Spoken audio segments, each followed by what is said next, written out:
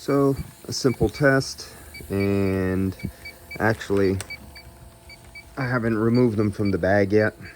So this is what they're stored in, and I keep them in the refrigerator unless I'm going to bring them out with me. And I just got a little bit of opening. Oh, there we go. That's good enough for that one. This is not the actual test. I just like to see where to go. Those are a calibrated leak. There we go. All right, so that gives you a brief. Just these being sealed in the bag, they have a leak rate. The instructions are inside on how to use them. Do this. There's nothing to turn up here. There's no valving or anything like that. It's just a constant leak, but it's so it'll last years. And keep it in a cool place. By keeping it in a cool place, like inside your refrigerator, that keeps the pressure down. And then let them acclimate in a room like 70 degrees overnight or a few hours. So the temperature of the gas is at the pressure that this leak is calibrated to leak rate at. Let them set out. So one you'll see is 134YF. Let's see what's in. This is 134 right there, if that is focused. And this is YF refrigerant. So these are actually with the refrigerant. Now, if you have the little H10, the H10 leak detector, the HEO diode, that little vial is not refrigerant. That is another chemical to act as a refrigerant for calibrating just the heated diode. You cannot use infrared technology with that chemical that's inside that little vial that comes with the H10. So one of these just started giving you, now these are several years, my older one. So you should be able to just go over the top, and then you've got to go into sensor mode. Okay, so that one, you'll hear it. That one did nothing. That must be the one that's giving me the problem.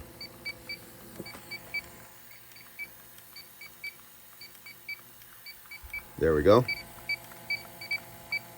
You see I didn't stop on top of it. Okay, now you let it zero out away from your gas source, because these are infrared technology. What they'll do is they'll zero, if you keep them by the gas source, they'll zero to whatever that leak is, and then it'll be no longer sensitive to that small leak. So I come back again, and I go over the other one.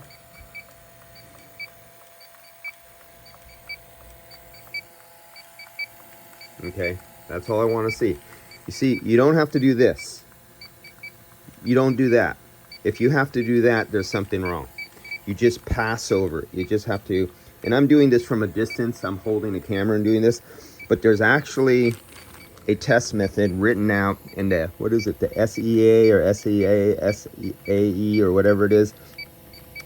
There is a written set of instructions that says the tip has to be a given distance. You hold it right off, you're not touching it.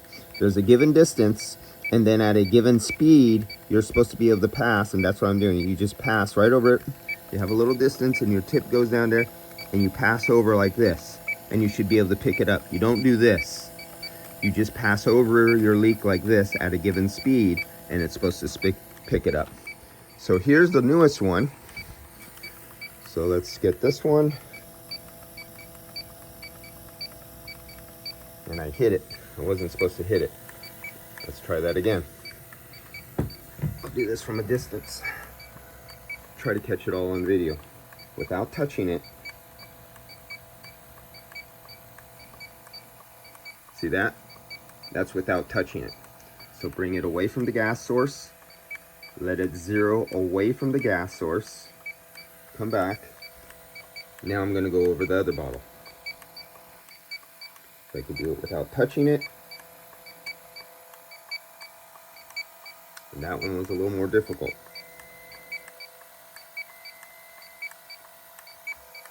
There.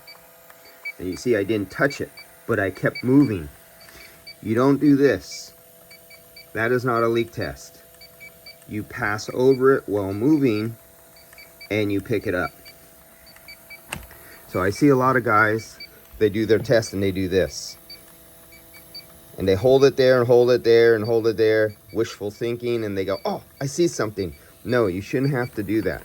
It should be in a motion, just coming over the top, non-stop, without touching, and just pass right over it, and you pick it up. That's more like real world. When you're out in the real world, you're not doing this on your condenser tube, and you're not doing this, touching it like this. That's not how you're looking for a leak. You're holding it just off the surface of every tube, and you're moving at it a sweep along the tube like this, and you're usually not touching, but you're really close, and you're moving it like this on every little tube, every weld. You're doing that. You're not doing this. So you shouldn't have to look for a leak by having a leak and then holding it there like that, because that's not real world. That's not how you look for leaks, unless you think you know where it is. So one is 134 refrigerant, YF refrigerant, and don't worry, don't take this top off. Don't try to crack it off or anything like that, because you'll lose the seal and you'll mess it up. These are fixed on there, and I've had these for I think almost 2 years now. And just periodically, every month, just check your refrigerant leak detectors. Oh yeah, let's go over this again. Super mode, whoops, wrong one. Super mode.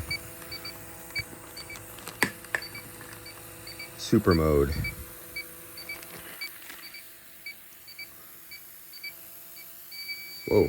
Oh. Okay, got a little too sensitive there. Let's see if I can catch this all in.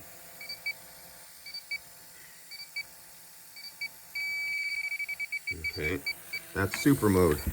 Now let's take it down a notch. How do I take it down a notch? Zero mode. Oh, that's manual mode. Hold on, let's go back to super mode. Super mode.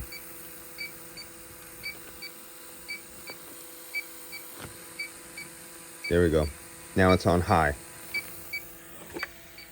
So this is less sensitive than the other mode. You see that? It didn't go off as much. Now let's go to the other one.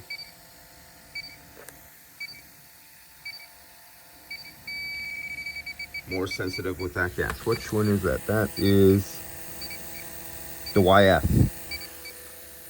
So this is more sensitive to the YF than the 134. Let's take this other one. Now I know one of these are giving me a problem, and I have to, whoa, that was really easy. That was the 134.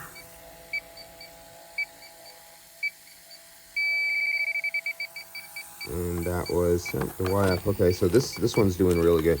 This must be good. I thought one of them were giving me a problem. And see, this is the thing, to have redundant multiple refrigerant leak detectors. And then I have my H10s. I have a few H10 refrigerant leak detectors. And that one didn't go so easy. I touched it. See, I had to touch it on that one.